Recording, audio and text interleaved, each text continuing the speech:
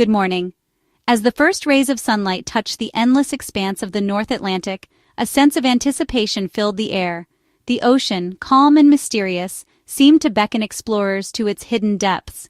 On June 18, 2023, the submersible Titan embarked on a daring mission to explore the legendary wreck of the RMS Titanic, resting nearly 13,000 feet beneath the waves. This was not just another dive, it was a journey into one of the most remote and unforgiving environments on Earth, where sunlight never reaches and the pressure is immense. Marketed as a scientific expedition for citizen explorers, the mission promised not only adventure, but also the chance to witness a piece of history frozen in time. For those on board, it was an opportunity to become part of a select group who had glimpsed the Titanic's haunting remains. 5 people boarded the Titan that morning. OceanGate CEO Stockton Rush, a renowned maritime expert, a billionaire explorer with a thirst for discovery, a successful businessman, and his adventurous teenage son. Each brought their own dreams and ambitions to this extraordinary voyage. OceanGate, under the leadership of Stockton Rush, prided itself on pushing the boundaries of deep-sea exploration. The company's philosophy was rooted in innovation and a willingness to challenge the status quo, even if that meant questioning long-standing safety protocols. The Titan itself was a marvel of unconventional engineering. Its carbon fiber hull, designed to withstand the crushing pressures of the deep, and its video game controller operation set it apart from traditional submersibles. Inside, digital controls and a minimalist interior reflected a new era of exploration, one that blended technology with bold ambition. Yet, beneath the excitement, there were serious concerns. Experts in marine engineering and safety had repeatedly warned about the vessel's use of untested materials and its lack of independent certification. Some questioned whether innovation had outpaced caution. OceanGate, however, dismissed these warnings, determined to make deep-sea tourism a reality for those willing to take the risk. Their vision was bold: to open the ocean's most mysterious places to private citizens, forever changing the way we explore the deep.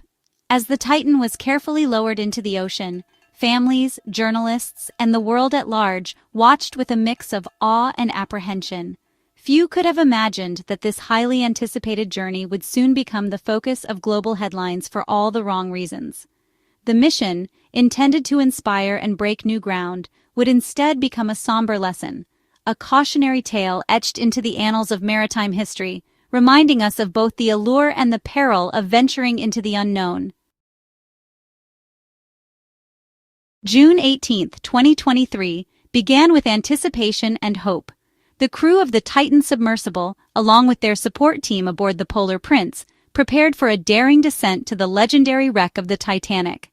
Spirits were high as the sun rose over the North Atlantic, casting golden light on the restless waves and the faces of those about to embark on a historic journey. At 8 a.m., the Titan was carefully lowered into the sea from the deck of the Polar Prince. The launch was smooth, the culmination of months of planning and anticipation. Onlookers watched as the sub disappeared beneath the surface, carrying 5 souls into the deep. Inside the sub, the atmosphere was tense but focused. The 5 aboard, explorers, adventurers, and experts, descended toward the Titanic, communicating normally with the surface at first. Each minute brought them closer to the ocean floor and to history. But at 9:53 a.m., everything changed. Contact with the sub abruptly ceased, an unusual and alarming silence that sent a chill through the control room. The crew on the Polar Prince tried desperately to re-establish communication, but there was only static. A final, fragmented message at 10:47 a.m. indicated an emergency ascent attempt. It was a brief, desperate signal, one that hinted at trouble deep below the waves. Seconds later, the Titan's last known position was recorded. Then, in an instant, the submersible vanished from sonar. The ocean returned to silence, and the unimaginable had occurred, a catastrophic implosion, so sudden that no one aboard could have reacted. The catastrophic failure was immediate and total. The immense pressure at such depths left no chance for survival. In a fraction of a second, the Titan and its crew were lost to the deep. On the surface, the crew waited anxiously, scanning the horizon for any sign of the sub's return. Unaware of the disaster unfolding below, hope lingered as hours ticked by. It wasn't until hours later that the Canadian Coast Guard was notified, triggering a massive, multi-agency search and rescue operation.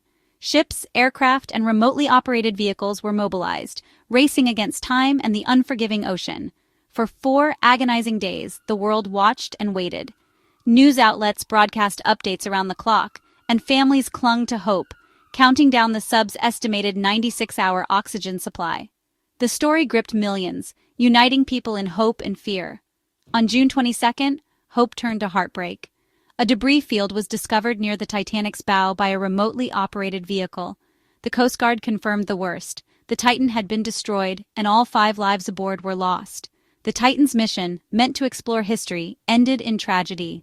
The world mourned the loss of 5 explorers who dared to venture where few have gone. In the aftermath, questions echoed across the globe. How could this have happened? What lessons must be learned to prevent such a tragedy from ever happening again? 2 years after the tragedy, the U.S. Coast Guard's final report left no room for doubt. The investigation was exhaustive, involving months of analysis, interviews, and technical reviews. The findings were damning and unequivocal. The Titan disaster was not a freak accident. It was preventable. The evidence showed that this was a catastrophe that could have been avoided with proper oversight and adherence to established safety practices. OceanGate, the company behind the submersible, was found to have repeatedly ignored industry standards, bypassed critical safety protocols, and dismissed a series of warnings from experts and regulatory bodies. These were not isolated oversights, but a pattern of neglect. The company's internal culture actively celebrated risk-taking, viewing it as a badge of honor. Oversight and regulation were seen as obstacles to innovation, rather than essential safeguards. This attitude permeated every level of decision-making. Unlike other deep-sea submersibles, the Titan was an experimental prototype, never subjected to the rigorous certification processes required by independent agencies. It was launched without the safety net of external validation, making every dive a gamble. The tragedy was not the result of a single error or momentary lapse in judgment. Instead, it was the culmination of years of reckless decisions, shortcuts, and a persistent disregard for the warnings that could have saved lives. For years, marine engineering experts and safety specialists had sounded the alarm. They warned that the vessel operated far outside accepted norms and that its design and testing fell short of what was needed for such extreme depths. OceanGate's leadership, especially CEO Stockton Rush, believed they could outsmart the dangers of the deep ocean. Their confidence in their own ingenuity led them to dismiss the hard-earned lessons of decades of underwater exploration. Ambition and a desire to push boundaries overshadowed the need for caution and rigorous engineering. The team's drive to make history blinded them to the very real risks they faced. In the end, the 5 people lost aboard the Titan were not victims of the unknown, but of a known, avoidable risk. Their families are left with the pain of knowing this tragedy could have been prevented. The Coast Guard's report stands as a stark and sobering reminder. In extreme environments, where the margin for error is razor-thin, safety must always come first. The cost of ignoring this lesson is measured in lives lost. The Coast Guard's report exposed OceanGate's systemic negligence. The Titan's carbon fiber hull was experimental and poorly understood under deep-sea pressures. Experts warned of material fatigue and sudden failure, but OceanGate ignored them. The company refused to certify the vessel with recognized maritime authorities, dismissing oversight as unnecessary. Passengers became unwitting test subjects in an uncertified experiment. A toxic workplace culture silenced safety concerns. Whistleblowers were fired, not heard. Previous dives revealed warning signs, strange hull noises, and ignored engineering studies. OceanGate failed to act on critical information, including a Boeing study warning about adhesive reliability. Each ignored warning was a step closer to disaster. The chain of failures led directly to the Titan's fatal implosion. The Titan's fatal flaw was its carbon fiber hull. Unlike proven titanium or steel, carbon fiber's behavior under repeated deep-sea stress was unpredictable. Cyclic fatigue created microscopic cracks, invisible until catastrophic failure. OceanGate never fully tested the hull's lifespan, using it until it failed. Internal warnings about the need for non-destructive testing were dismissed. Whistleblowers were fired. The acoustic monitoring system could only warn of failure moments before disaster. Far too late. The acrylic viewport was only rated for a fraction of the depth attempted. When the hull failed, the implosion was instantaneous and unsurvivable. The tragedy was the result of a design that ignored expert advice and basic engineering principles. How did such a flawed vessel operate commercially? OceanGate exploited regulatory loopholes by launching in international waters beyond the reach of most safety laws. The company labeled passengers as mission specialists and required waivers acknowledging extreme risk. U.S. agencies, alerted by whistleblowers, had no jurisdiction over the sub itself. Had the Titan been registered as a commercial passenger vessel, certification would have been mandatory, and the flaws likely caught. The disaster highlights the urgent need for international safety standards in extreme tourism. Without oversight, innovation can become deadly. The Coast Guard's report didn't just blame technical failures, it raised the issue of criminal negligence. Under U.S. law, vessel owners can be charged with seaman's manslaughter for deaths caused by negligence. The board found enough evidence to recommend charges against CEO Stockton Rush had he survived. OceanGate's disregard for safety crossed the line from accident to potential crime. The report warns the industry cutting corners for profit or innovation can have severe legal consequences. Ethically, the case is a lesson in misplaced trust and the abuse of authority. The victims were led into danger by a company that concealed the true risks. After the Coast Guard's damning report, OceanGate's response was brief and subdued. The company expressed condolences and claimed full cooperation with investigators, but their silence on the report's findings spoke volumes. No defense, no challenge, no justification. OceanGate's culture of secrecy and dismissal of safety was laid bare.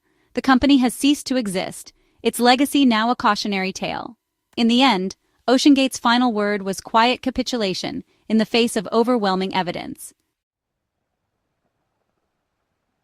The Titan disaster is a lasting lesson in the cost of ignoring safety for the sake of innovation.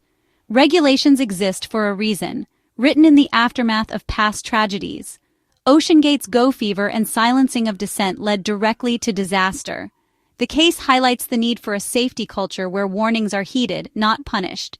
Stronger international oversight is essential as private companies push into hazardous frontiers. The loopholes that allowed Titan to operate must be closed to protect future explorers.